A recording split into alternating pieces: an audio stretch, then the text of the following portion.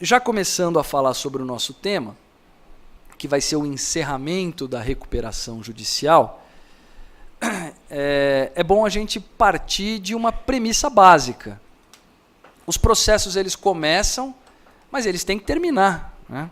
Às vezes a gente não lembra muito disso, né? Especialmente quando se trata de processo de insolvência, falência, recuperação de empresas, né? Ver um encerramento de uma falência é quase tão raro quanto cabeça de bacalhau, né? Dizem assim. A gente sabe que tem, mas raramente a gente viu, né? Eu outro dia vi uma foto. Aliás, eu não imaginava que o bacalhau era um peixe tão grande, né? Porque a gente vê ele já na panela, né? no pirex ali para comer. E o processo de falência, o encerramento é mais ou menos assim. E a recuperação judicial também. A recuperação judicial, esse instrumento de oportunizar às empresas a superação de uma crise circunstancial, ela foi criada em 2005, através da Lei 11.101, de 2005. Ela veio em substituição à antiga concordata, né? Por exemplo, lá na minha vara, eu tenho lá ainda recuperações iniciadas em 2005 e que continuam em andamento. Isso é algo teratológico, né?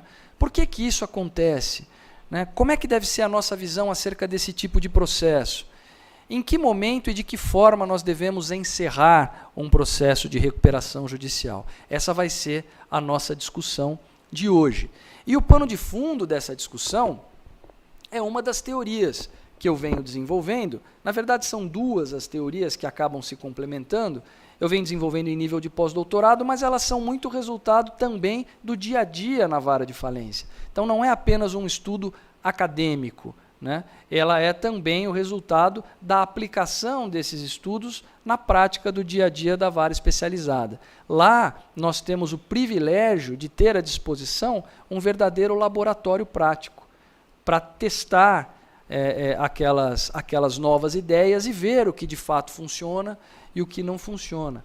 E aí a minha função, eu acho que o meu dever enquanto juiz de uma vara especializada é difundir esse conhecimento, né? É divulgar esse conhecimento e os resultados dessa aplicação para que outros juízes também possam aplicar, seja através de aulas que eu ministro no interior do estado ou até em outros estados, seja principalmente através da divulgação que os próprios advogados vão fazer. Vocês, por exemplo, aqui, que atuam nessa área, vão ter a oportunidade de também aplicar nos processos em que vocês atuam, como advogados, como administradores, essas mesmas ideias, divulgando essas boas práticas e esse conhecimento.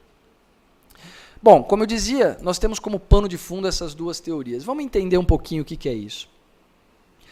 Quando a gente observa de uma perspectiva histórica as legislações de insolvência e legislações que tratam de crédito e débito, a gente percebe que há nitidamente um movimento pendular. O pêndulo de proteção ele acaba variando.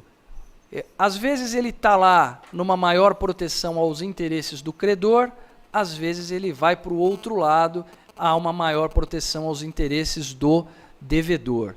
Então a gente vê lá no início, no direito romano, por exemplo, quando surgiu a ideia de falência no direito romano, não havia a possibilidade da moratória, né? Se o sujeito ele era insolvente, né, ele poderia, inclusive, ser transformado escravo dos seus credores pelo não pagamento da dívida, né?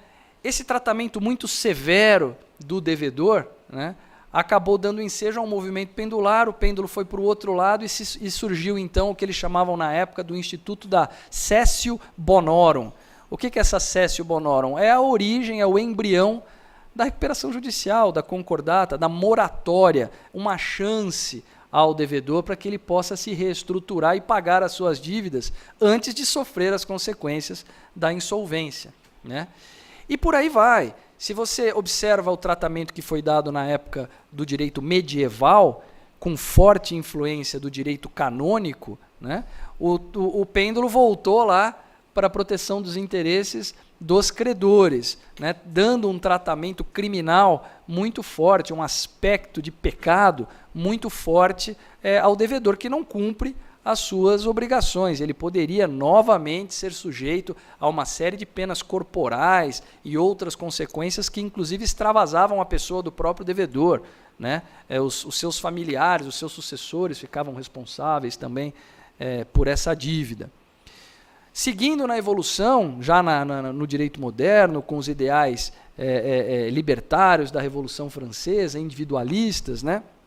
Nós começamos a ter de novo uma proteção maior aos direitos e garantias individuais, a proteção do cidadão contra os abusos do Estado, né, resultado do Estado absolutista, onde o rei mandava e desmandava, e aí nós passamos a ter de novo maiores chances, maiores oportunidades, maior proteção aos interesses do devedor. E assim foi. Esse pêndulo vai balançando de um lado para o outro, conforme a história vai evoluindo, e aqui no Brasil também não foi diferente, né? Na época do Brasil colônia, vigia aqui no Brasil as ordenações afonsinas, manuelinas, que eram legislações portuguesas, que tinham toda aquela herança do direito canônico medieval e que, portanto, vocês já podem imaginar, extremamente severas com o devedor, né?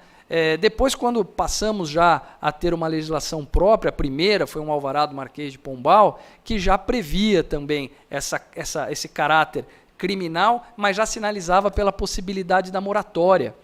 Mas a moratória muito restrita, não era entendida como um direito do devedor, ficava a critério dos credores. Os credores deveriam aprovar por um quórum super alto, né, o que praticamente inviabilizava a possibilidade de moratória. Aí o pêndulo se moveu lá para proteger os interesses do devedor. E veio uma outra lei que ampliou a possibilidade da moratória e criou outros institutos parecidos. Aí o que aconteceu? Abuso, né? Os devedores começaram a usar esse instituto como forma de fraudar os seus credores. E o pêndulo novamente balança para o lado dos credores e há uma restrição muito maior à possibilidade da moratória. E assim foi. A gente percebe, então, dessa rápida exposição histórica, a gente percebe que esse pêndulo vai balançando sempre ali entre proteção dos interesses do credor, proteção dos interesses do devedor. Mas, será que essa é a melhor forma de nós analisarmos essa relação de crédito e débito ou não? Pensem comigo. Na medida em que a lei, ou na medida em que os tribunais exageram na proteção de um dos polos dessa relação, eles colocam em risco a própria eficiência do sistema no qual essa relação se insere. E se você coloca em risco ou atinge a eficiência do sistema em que essa relação se insere, você coloca em risco até mesmo aquela parte que você pretendia proteger através daquela legislação mais pesada ou através daquela interpretação mais protetiva. Por quê? Porque as pessoas vão deixar de usar esse sistema por não funcionar adequadamente e vão tentar realizar os seus direitos por outras formas, muitas das formas ilegítimas, né? Então, vou dar um exemplo prático para tentar explicar o que eu estou querendo dizer. Imaginem o sistema de execução. O sistema de execução ele foi todo pensado para realizar os direitos do credor. A execução ela pressupõe a certeza da dívida líquida e certa, o título executivo. Então, ela é toda voltada para realizar o direito do credor. Claro, sem levar o devedor a uma condição de indignidade. Então, o limite da execução é a dignidade do devedor. Essa deve ser a interpretação adequada que se dá à legislação de execução. Mas não é essa a interpretação que os nossos tribunais dão e não é essa a produção legislativa nessa matéria também. Então, a gente vai observar que nós temos como proteção à dignidade do devedor o bem de família. Mas como é que o bem de família vem sendo interpretado pelos tribunais? Diz a lei que se o sujeito tem a casa onde ele mora com a família, essa casa é impenhorável. Sim, mas e se ele te deve 100 mil e a casa vale 10 milhões? Será que não dá para penhorar a casa dele, vender a casa dele, pagar os 100 mil e ele vai ter um troco suficiente para comprar uma outra casa digna também? Eu acho que essa é a melhor interpretação. Mas não é essa a interpretação predominante nos nossos tribunais. Eles vão dizer, o bem de família é impenhorável. E a penhora do salário? Não, o salário é impenhorável. Mas nem os grandes salários. Quer dizer, não dá para você penhorar parte do salário e ainda garantir ao devedor a dignidade, ou seja, a possibilidade de manutenção de sua vida e de sua família com aquilo que lhe resta do salário. Eu acho que essa seria a melhor interpretação, porque essa interpretação protege a dignidade do devedor, mas não inviabiliza a realização do crédito pelo credor. Mas, de novo, não é essa a interpretação predominante nos nossos tribunais. E nem é dessa forma que a legislação vem.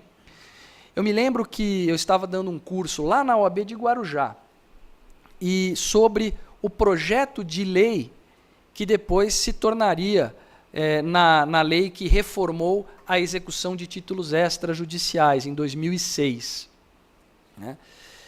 No projeto, havia a previsão da penhora do bem de família de grande valor, acima de 400 salários, salvo engano, e a possibilidade da penhora do salário, de grandes salários, acima de determinado valor. Né? E eu me lembro que esses dispositivos do projeto foram aprovados na Câmara e no Senado. E foram a sanção, né, a análise para a sanção presidencial. E eu dando o curso lá, elogiando maravilhosamente esses dois dispositivos, qual não foi a minha surpresa quando eu vi que esses dois dispositivos foram vetados pelo presidente da República na época. Vejam, os dispositivos foram vetados e a justificativa do veto era a seguinte: não é da cultura do brasileiro penhora de salário e penhora de bem de família.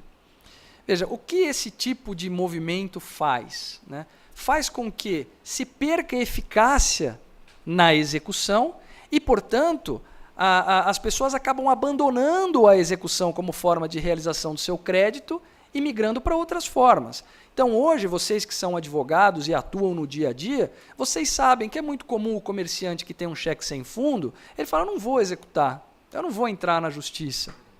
Não adianta, não vou conseguir receber. Eu vou contratar, muitas vezes, um cobrador particular, que aí o cara vai lá, o cara consegue receber. E aí não há proteção alguma à dignidade do devedor. Então é como o veneno, né? Aliás, é como o remédio, né? Que se você erra na dose, ele se transforma em veneno. O remédio mata também. Então você tem que dosar muito bem esta proteção da dignidade do devedor nesta relação para não matar a execução, a possibilidade de realização do crédito. Então, o que eu venho propondo é que nós devemos raciocinar não mais numa forma dual. Eu não tenho que raciocinar se eu devo proteger os interesses do credor ou se eu devo proteger os interesses do devedor. Eu tenho que raciocinar da seguinte forma: eu tenho que proteger a eficiência desse sistema. Qual é, dentre as várias interpretações que eu posso fazer, aquela que prestigia a realização do direito do credor, garantindo minimamente, né, a dignidade do devedor? Essa vai ser a interpretação correta. Então, nós rompemos esse raciocínio dual para prestigiar a finalidade do sistema. Então, nós deslocamos o pêndulo dos polos da relação de direito material para a finalidade do sistema em que essa relação se insere. Bom, e de que forma eu vou aplicar isso à recuperação judicial? Simples. Qual é o objetivo da recuperação judicial, o processo de recuperação judicial de empresas? Para alguns, o objetivo seria a proteção do empresário. Para outros, o objetivo seria a proteção dos credores do empresário. E eu digo, não, não é. A lei é clara, como diz o Arnaldo, né? A regra é clara, e nunca é, né, quando ele usa, mas, aliás, até hoje eu não sei essa história da mão na bola, bola da mão. Não consigo entender. Se fosse regra de impedimento, a gente até ia discutir que é mais difícil mesmo, mas eu não sei.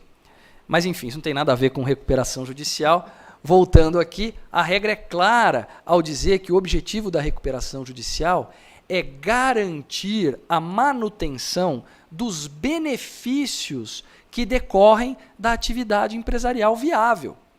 Se nós temos uma atividade empresarial viável, ela vai gerar empregos, receitas, rendas, circulação de bens, produtos, serviços, recolhimento de tributos. Tudo isso é o resultado da atividade empresarial. E são esses resultados positivos que beneficiam a sociedade como um todo, beneficiam até os credores, beneficiam os devedores, beneficiam a todos, porque todos têm interesse em que os empregos existam, em que os salários sejam pagos, em que a circulação de riquezas aconteça, né? Então, se nós conseguimos preservar isso, esse é o objetivo da recuperação judicial. É para isso que ela serve. Então, estão enganados aqueles que dizem que o objetivo do processo de recuperação é manter em funcionamento a empresa. Não a qualquer custo. Nós vamos manter em funcionamento a empresa desde que ela faça gerar esses benefícios sociais que nós pretendemos preservar. Também não se há falar em proteção aos interesses dos credores sujeitos à recuperação. Claro, os credores sujeitos à recuperação querem receber aquilo que é devido. Mas eles só vão receber aquilo que é devido na medida em que a forma acordada permita preservar todos aqueles benefícios econômicos e sociais que decorrem da atividade empresarial. Resumo da ópera: o objetivo da recuperação é manter esses benefícios, não é proteger o interesse do empresário, não é proteger o interesse dos credores sujeitos ao plano. Então temos que romper esse dualismo pendular e passar a pensar em termos de eficiência. Se eu mantenho uma empresa inviável, em funcionamento artificialmente, eu não consigo preservar os benefícios sociais e econômicos, porque ela não vai fazer gerar esses benefícios, e eu prejudico fortemente o interesse dos credores. Se eu dou prevalência ao interesse intransigente de alguns credores, que acabam inviabilizando a continuação da atividade empresarial saudável, eu não vou preservar os benefícios que ela vai gerar, né? E eu não vou atingir o objetivo do processo de recuperação. Eu tenho que equilibrar essas posições no processo de maneira a prestigiar a finalidade do sistema de recuperação. Se o sistema de recuperação funciona, as empresas em crise vão utilizar esse sistema e todo mundo vai ganhar, né? É o tal do win-win, o tal do ganha-ganha. Então, se eu não cuido para que esse sistema funcione adequadamente, as empresas não mais vão se utilizar desse sistema, e aí nós não teremos mais a possibilidade da superação de uma crise passageira daquela empresa e vamos suportar todos os prejuízos que são decorrentes da retirada do mercado de uma empresa que poderia continuar funcionando. Bastava que ela tivesse tido a chance de reestruturar a sua atividade e pagar os seus credores, né? Não se trata de dar calote. Então, esse é o pano de fundo da nossa conversa. Eu acabei esquecendo de passar os slides, mas aqui, ó, como interpretar as regras da recuperação judicial de empresas, tudo isso que a gente falou, né? A oscilação desse foco de proteção e, assim, a conclusão de que o juiz deve interpretar as regras com vistas a garantir esses benefícios sociais, ao invés de proteger os interesses dos credores ou dos devedores. Esse é o nosso gol. E vejam, dessa nossa conversa até aqui, vocês já perceberam que há um balanço, há uma sintonia fina que deve ser observada entre credor e devedor. Nem o devedor pode se colocar naquela cômoda situação de dizer devo, não nego, pago como e quando eu quiser, né, colocando seus credores como reféns, sob o argumento de que, ora, tudo bem, se vocês não aceitarem as minhas condições, eu vou fechar e vamos ter vários empregos aí que vão se perder. Usando isso como um instrumento de chantagem. Nem os credores podem se colocar na posição de dizer, olha, eu não vou nem negociar com você. Você me deve 100, eu quero receber 100 exatamente da forma como combinada. Eu não me importo, não quero te dar uma chance. Não pode nenhum, nem outro, nenhuma nem outra postura no processo. O processo de recuperação ele está sujeito a uma divisão equilibrada de ônus.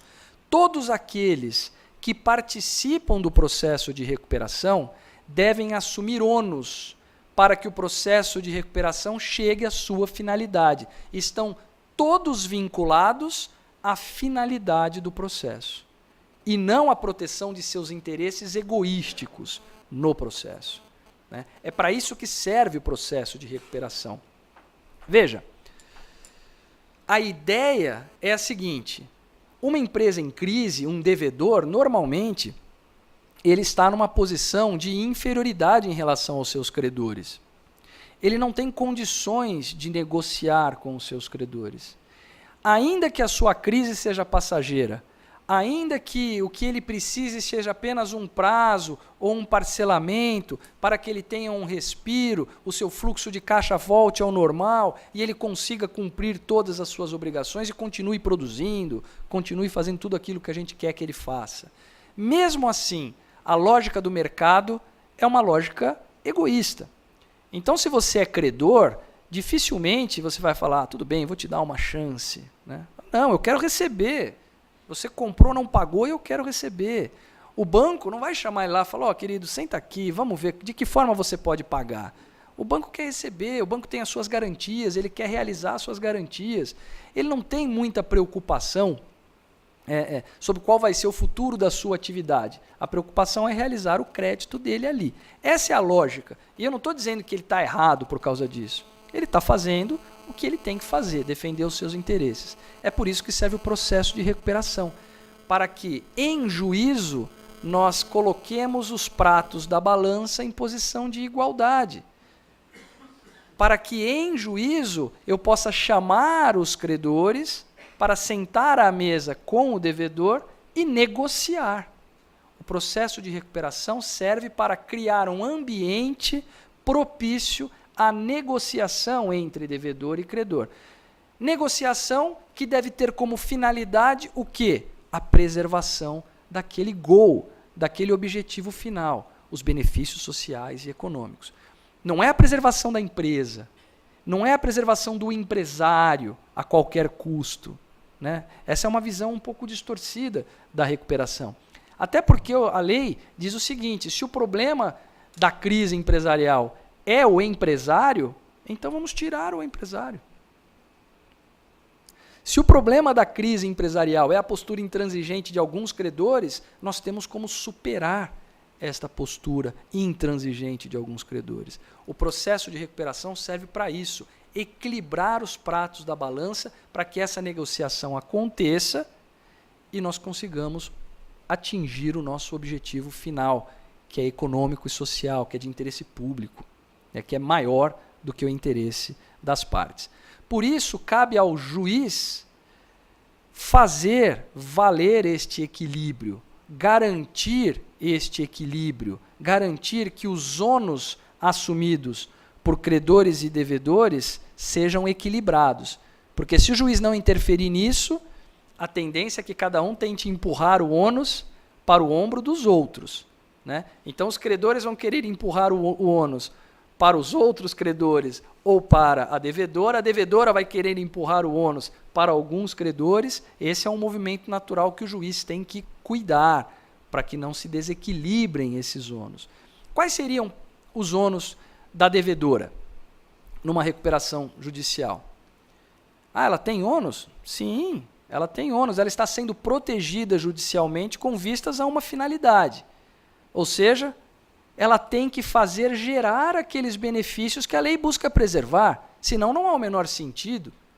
Se o nosso goal é manter os empregos, manter os tributos, manter a produção, faz algum sentido que a empresa não produza, não empregue, não recolha tributos? Ora, mas se a gente quer preservar justamente isso, estaremos preservando o quê? Ah, mas existe isso? Muito. Tem alguns casos em que a empresa pede recuperação judicial e simplesmente não há atividade. E já não há atividade há anos. A empresa existe só no papel. Tem as dívidas, ela quer usar o processo de recuperação como uma forma de pressão para os seus credores, a fim de fazer um acerto dos seus débitos. Mas não é para isso que o processo serve. O processo serve para que os benefícios sociais sejam preservados. Então, empresa que não emprega, empresa que não produz, empresa que não presta serviços, empresa que não recolhe tributos, não merece ser protegida através do processo de recuperação. Ela tem o ônus de produzir. Ela tem o ônus de funcionar, porque é para isso que o processo serve. E logo aí, depois eu falo dos ônus dos devedores, mas logo aí eu vou usar isso daqui para trazer um exemplo prático da interpretação. A lei diz que quando a empresa em crise pede a recuperação judicial, ela deve fazer lá a sua petição inicial e deve juntar uma série de documentos econômicos, fiscais e contábeis. Esses documentos, eles retratam ali a situação econômica, fiscal e contábil da empresa. Então, é o balanço, é a projeção, como é que a empresa vinha, como é que a empresa pensa que vai daqui para frente, quem são os seus credores, quem são os seus clientes, enfim. Aqueles documentos mostram como é que está a empresa. E aí vem a dúvida, como é que eu devo interpretar esse artigo? Será que o juiz, ao despachar a inicial, deferindo o processamento, ele deve apenas fazer um checklist formal da presença desses documentos ou ele deve olhar o conteúdo desses documentos? A jurisprudência majoritária diz o seguinte, não, quem vai analisar os documentos são os credores lá na Assembleia Geral de Credores. O juiz não tem que fazer nenhum tipo de análise nesse momento, só se estão lá os documentos. A viabilidade da empresa não está em questão nesse momento. Só os credores é que vão decidir se ela é ou não viável. Sim, mas e se eu olhar, por um acaso, aqueles documentos e perceber que a empresa é absolutamente inviável? Como, por exemplo, no caso em que a empresa não funciona há 2 anos. O balanço dela é zero, né? Ela não tem relação de credor, de clientes, não tem nada, ela só tem débitos. Né? Não funciona mais, não tem mais autorização, não tem mais sede, não tem mais nada. Se eu deferir o processamento de um processo como esse, os credores dela vão suportar sozinhos todos os ônus da recuperação sem que o processo possa chegar a uma finalidade útil. Quer dizer, todos os credores vão ficar impedidos de realizar individualmente os seus direitos por conta do quê? De nada, porque aquela empresa não existe. Aquilo está sendo utilizado de maneira indevida. Então veja, essa superação do dualismo pendular, essa divisão equilibrada de ônus, nos indica que nós devemos interpretar esse artigo de lei de outra maneira. Não é olhar formalmente os documentos, é olhar o conteúdo dos documentos logo no início. Porque é dever do juiz equilibrar esses ônus do processo. Porque é pressuposto do processo de recuperação que a empresa funcione, gere empregos, recolha tributos, circula riquezas, etc, etc. É para isso que serve o processo de recuperação.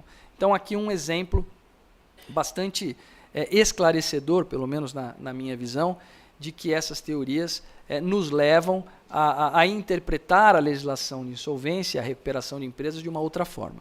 Mas fechem o parênteses, voltando. Eu dizia, os credores assumem ônus? Assumem. O principal ônus do credor é esse. Ele tem que produzir, ele tem que empregar, ele tem que gerar os benefícios que nós pretendemos preservar. Mas não só esse. Ele também tem o ônus de apresentar um plano de recuperação factível.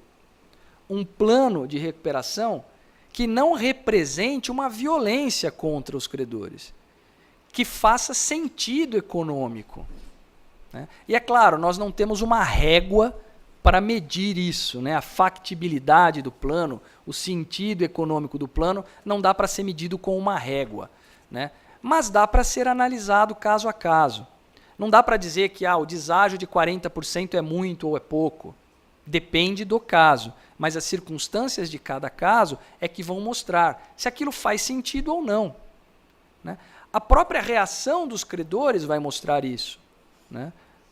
Se aquilo faz sentido econômico ou não, dentro daquela situação em que todos se encontram no processo. Então ela tem o ônus de apresentar um plano factível. E os devedores? Os devedores também têm ônus.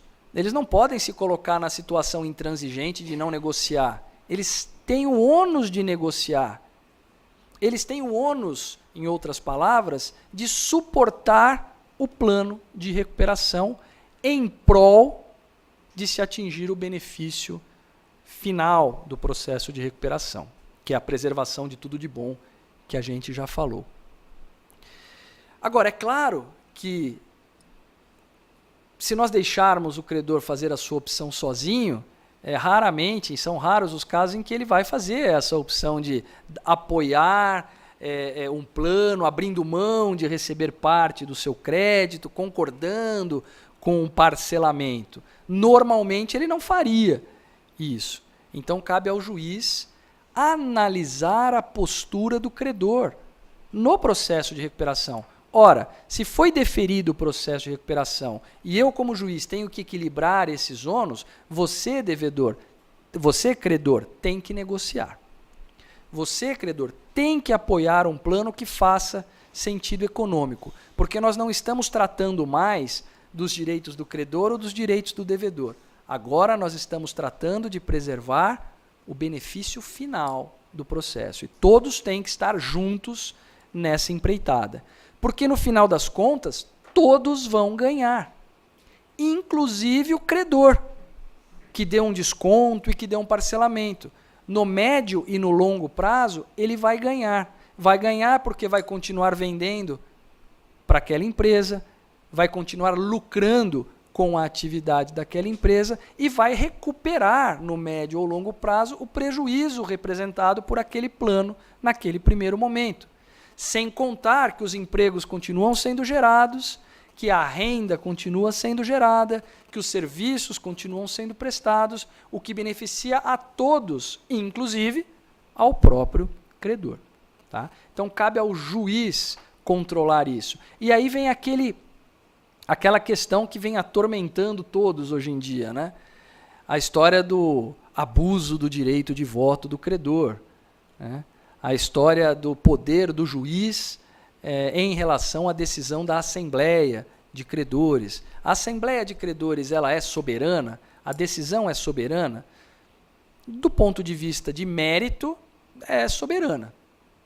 Agora, do ponto de vista de legalidade, está sujeita naturalmente à análise judicial. O problema é que a legalidade tem níveis. A legalidade evidente, ou seja, a afronta ao texto expresso da lei, é fácil da gente controlar. Então, quando os credores decidem de maneira a afrontar o que a lei de recuperação diz, é fácil controlar. Mas existem níveis de legalidade mais tênues, né? Mais discretos, né? Ou de ilegalidade, né? Mais tênues, mais discretos. Como, por exemplo, quando há a manipulação do quórum de aprovação do plano de recuperação através da distribuição de benefícios desiguais. Então, se eu preciso do voto do Banco X, porque com o voto do Banco X eu consigo aprovar o plano, eu negocio separadamente com o Banco X condições diferentes e muito melhores do que as reais, do que as oferecidas para as outras empresas, para comprar, vamos dizer assim, o voto dele. Aí ele vota favorável. Isso não está imune à análise judicial. O juiz pode analisar isso. Erro, dolo, coação, simulação, fraude, são todos defeitos do negócio jurídico. E o juiz deve analisar. Tá? E mais, uma situação ainda mais tênue, que não é nem uma ilegalidade, nem uma fraude. É o abuso do exercício de um direito. O sujeito tem o direito, o sujeito exerce o direito, mas ele exerce o direito de maneira abusiva. O Instituto do Abuso de Direito já é conhecido do nosso sistema jurídico, está previsto no Código Civil. O abuso do direito de voto, inclusive, também é previsto no nosso sistema jurídico, está lá na lei das SA, né, o abuso do direito de voto em assembleia de acionistas. Então, por que não utilizar esse instituto que já é conhecido do nosso direito, aqui também, na Assembleia Geral de Credores, para equilibrar os ônus na recuperação judicial e vetar a conduta egoística de um dos credores que vai resultar num prejuízo geral, num prejuízo social, num prejuízo ao interesse público e social, que é o que a gente tem que fazer também. Então, muitas vezes, o credor abusa do seu direito. Não é fraude, não é nada, ele abusa do seu direito. Recentemente saiu publicado um artigo no jornal Valor Econômico acerca de uma decisão que eu proferi, justamente falando isso, né, do abuso do direito de voto de duas instituições financeiras. Né. O caso até nem tem repercussão econômica, é um caso pequeno, mas a tese é interessante, é importante. Então vejam, isso tudo é equilibrar o ônus na recuperação. Bom, falado isso, e agora vocês com essa ideia mais moderna do que seja a recuperação judicial e a distribuição de ônus, né, e como nós devemos interpretar essas leis, vamos analisar como é que deve ser a questão do encerramento da recuperação judicial. Será que é razoável que uma recuperação judicial fique 5, 6, 7, 8 anos ou por tempo indefinido em andamento, como na prática é muito comum acontecer? Só lembrando, como é que é o procedimento da recuperação judicial? Quando o sujeito entra com o pedido de recuperação e o juiz defere o processamento da recuperação, nós vamos ter duas linhas de trabalho paralelas e que andam simultaneamente. Então, a linha de cima é a linha de apuração de créditos. Então, o sujeito entra com o pedido, o juiz defere o processamento, ele apresenta a relação de credores dele, a devedora. Aí há uma fase administrativa de divergências e habilitações. Aí o administrador judicial apresenta a relação de credores do administrador judicial, que já é o resultado da análise daquela primeira lista e dos documentos apresentados pela devedora e das reclamações apresentadas pelos credores. Contra essa segunda lista do administrador, ainda cabem reclamações dos credores que não concordaram com ela, mas aí cabem reclamações para o juiz. E o juiz vai julgar essas reclamações, chamadas de impugnações de crédito, e o resultado do julgamento dessas impugnações de crédito vai ser a lista final de credores, que é chamado quadro geral de credores. Então vejam que há uma depuração progressiva da análise dos créditos. A gente quer saber quem realmente é credor, quem realmente está sujeito à recuperação, qual a natureza desse crédito e qual o valor. Então, primeira lista, segunda lista, quadro geral de credores. Isso é a linha de cima. E na linha de baixo? A linha de baixo é a linha de apresentação do plano. A devedora vai apresentar o plano de recuperação, os credores poderão apresentar objeção ao plano, ou seja, não concordo com esse plano. Se houver alguma reclamação contra o plano, haverá necessidade de termos uma Assembleia Geral de Credores, né? E nessa Assembleia haverá discussão entre devedora e credores sobre os termos do plano. E aí, se o plano for rejeitado, falência. Se o plano for aprovado, diz a lei, o juiz vai fiscalizar o cumprimento das obrigações assumidas pela devedora no plano e aprovadas pelos credores, conforme o quórum legal, pelo prazo de 2 anos. Se houver o descumprimento dessas obrigações no prazo de 2 anos, a consequência é severa. Poderá o juiz converter a recuperação em falência. Mas se passados esses 2 anos, a devedora cumpriu aquilo que ela assumiu para aquele período, o descumprimento de obrigações num período superior a 2 anos não gera qualquer consequência para o processo de recuperação. Cada credor vai buscar a realização do seu crédito tal qual reconhecido no plano individualmente, através de ação de execução, pode até pedir a falência através de um pedido de falência, uma ação de falência com fundamento naquilo. Tá? Então não há mais a possibilidade de converter a recuperação em falência. Se é assim, qual é o sentido de nós termos o processo de recuperação em andamento para depois do prazo de 2 anos de fiscalização judicial? Não há sentido algum em se manter esse processo em andamento. E nós temos vários argumentos para isso, que eu vou dar logo após falar dos motivos pelos quais os credores e devedores querem que o processo continue. O que os credores alegam? Os credores alegam o seguinte: não, mas escuta, você não pode encerrar o processo de recuperação em 2 anos, porque o plano prevê o cumprimento de obrigações em 15 anos. E você tem que ficar fiscalizando o cumprimento dessas obrigações até o final. Bom, já vimos que não, né? Porque se não há nenhum tipo de consequência para o descumprimento posterior a 2 anos, que não a execução individual, não há razão para se manter o processo em funcionamento por esse motivo. Mas eles dizem mais, eles dizem, escuta, mas e as impugnações de crédito? As impugnações de crédito, muitas delas estarão em andamento ainda no período de 2 anos. Como é que você vai encerrar com essas habilitações ou impugnações de crédito em andamento? Isso é verdade.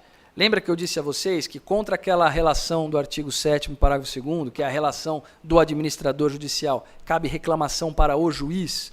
Essa reclamação chama impugnação. Essa impugnação tem um rito ordinarizado, né? O juiz tem que ouvir, né, o impugnado, normalmente a devedora ou o credor impugnado, tem que ouvir o administrador, o perito, tem que ouvir o Ministério Público e depois julgar. E contra a decisão do juiz cabe recurso para o tribunal. A gente sabe melhor do que ninguém que isso demora um pouco, às vezes bem mais do que 2 anos. Mas será que há motivo para que nós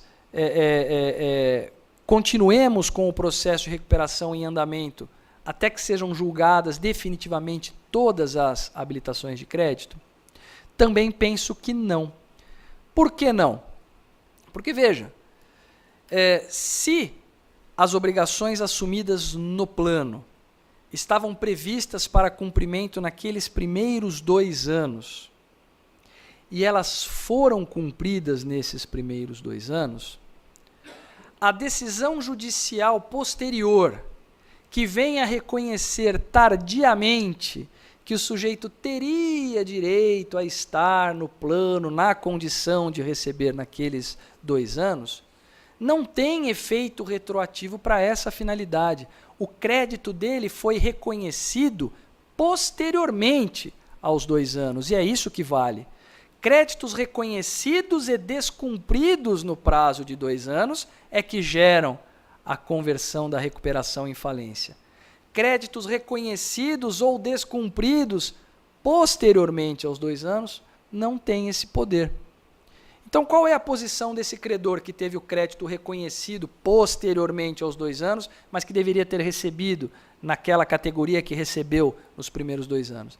É a seguinte: devedor, agora foi reconhecido o meu crédito como trabalhista em R$100.000, eu já deveria ter recebido, não recebi nenhum tostão ainda, me pague. Ah, não pago. Executa individualmente. Então não há por que manter o processo da recuperação em andamento se não haverá esse tipo de consequência para esses credores reconhecidos posteriormente.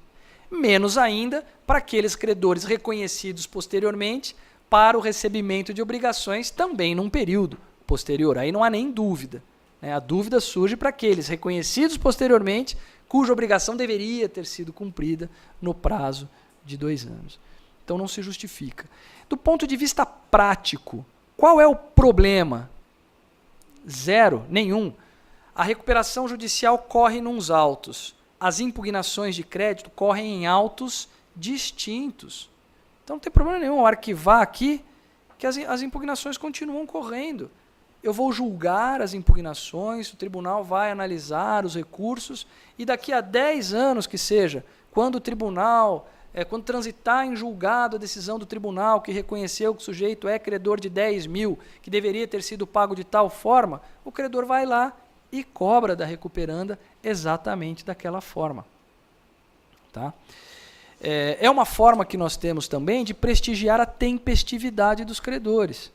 Porque para tudo tem prazo na lei, né? Vocês conhecem como advogados muito melhor do que eu. Prazo no direito é uma coisa fundamental. Para tudo tem prazo, só não tem prazo para uma coisa: habilitação de crédito.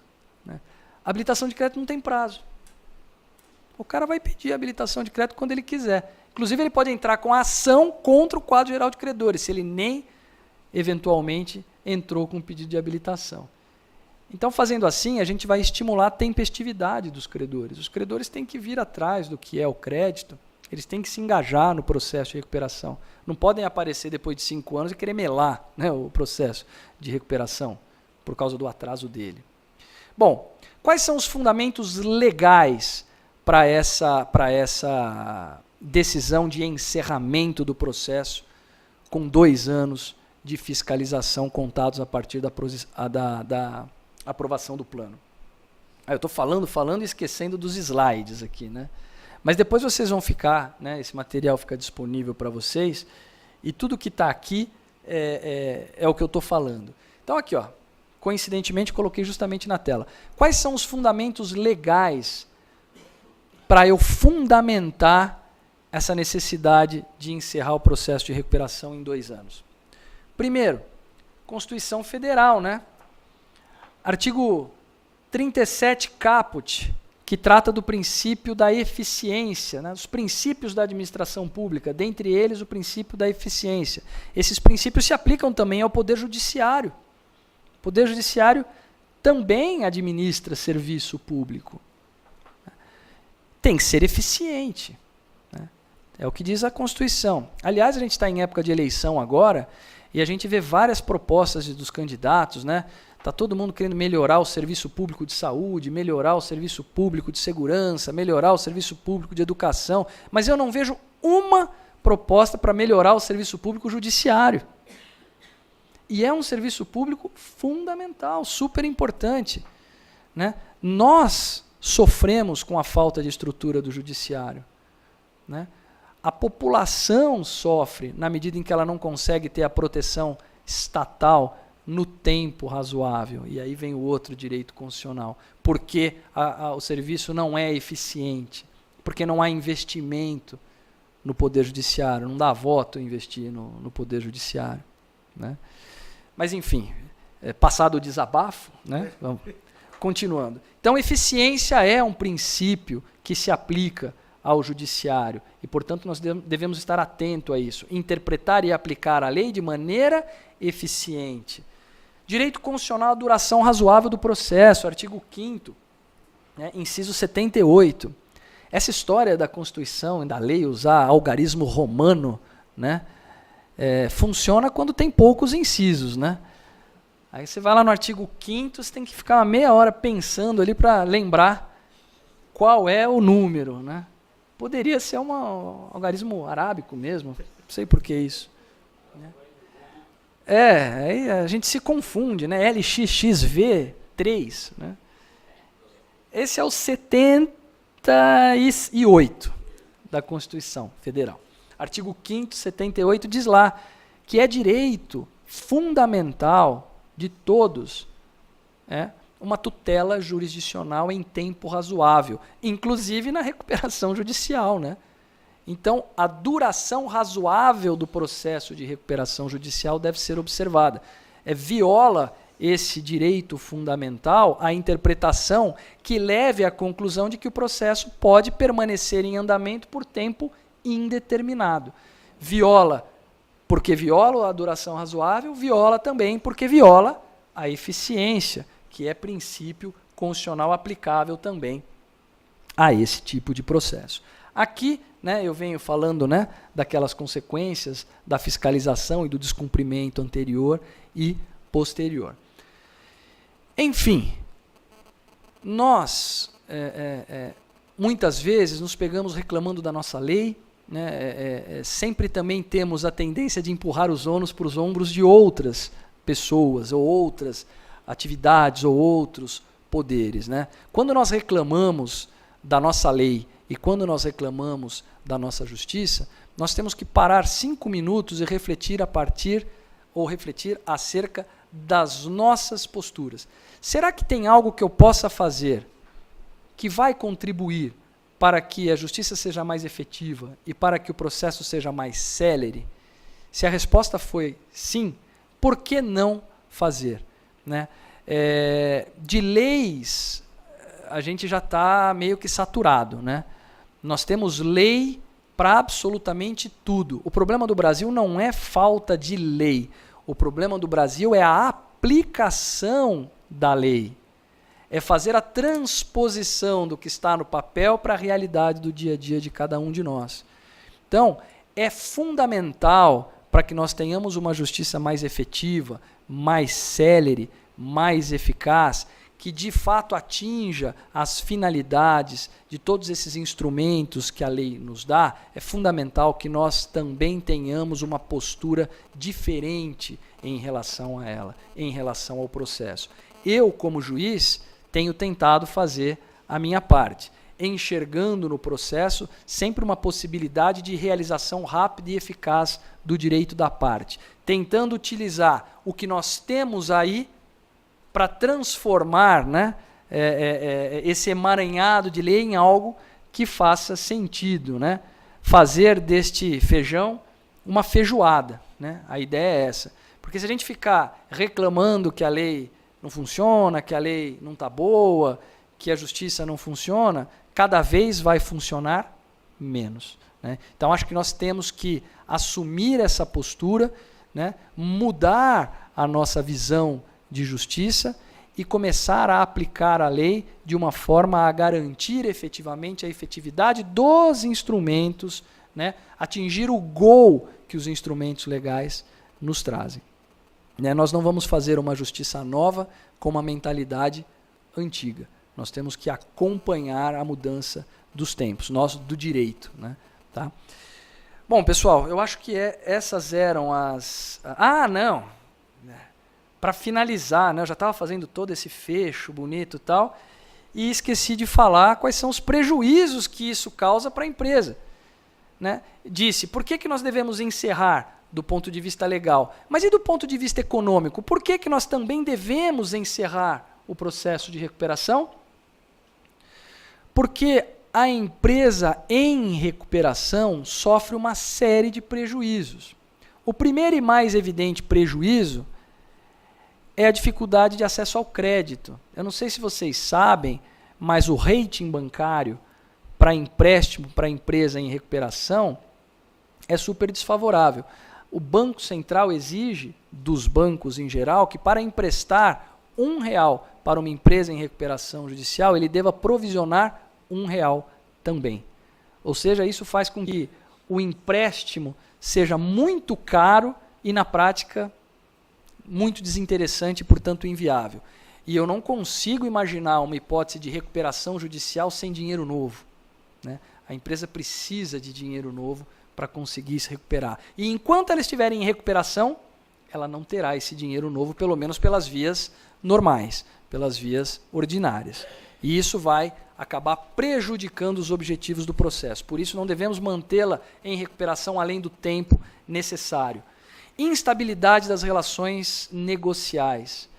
Vocês que têm alguma vivência nos negócios devem saber que negociar com uma empresa em recuperação é muito mais difícil. Né? Você fica com os 2 pés atrás, né? Porque você não sabe o que vai acontecer. Você não sabe exatamente aonde isso vai dar. Então isso cria uma instabilidade nas relações negociais, o que afugenta a possibilidade de bons negócios para uma empresa em recuperação. Por quê? Porque ela vai sempre carregar o estigma de empresa em crise. Quando as pessoas leem empresa em recuperação, elas entendem empresa em crise. E eu não vou negociar com uma empresa em crise, ou se negociar com uma empresa em crise, vou tentar garantias contra um possível e provável, eu diria, calote, inadimplemento. Então, tudo isso faz com que a empresa em recuperação sofra. sofra do ponto de vista de conseguir realizar aqueles objetivos que nós estamos tentando preservar com esse procedimento. Ok? Então, essas são as providências que nós devemos ter, o encerramento, e como uma última observação, apenas para deixar registrado, uma última dúvida, né? O pessoal me fala assim, mas na prática, o que vai acontecer? Porque quando o juiz ele encerra a recuperação judicial por sentença, nessa sentença ele exonera o administrador judicial do dever de fiscalização. E aí, como é que vai acontecer nas impugnações em andamento, sem o administrador judicial?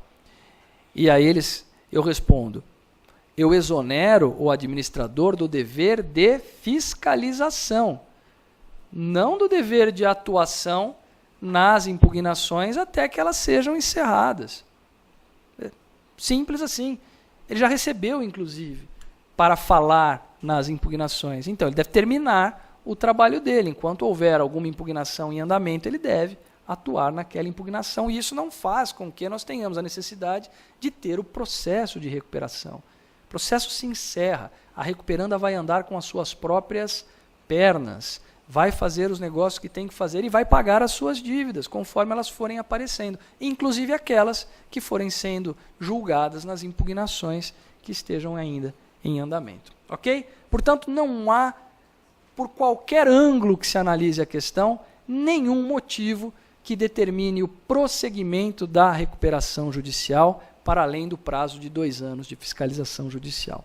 Ok? Muito bem. Obrigado pela presença e pela paciência de vocês.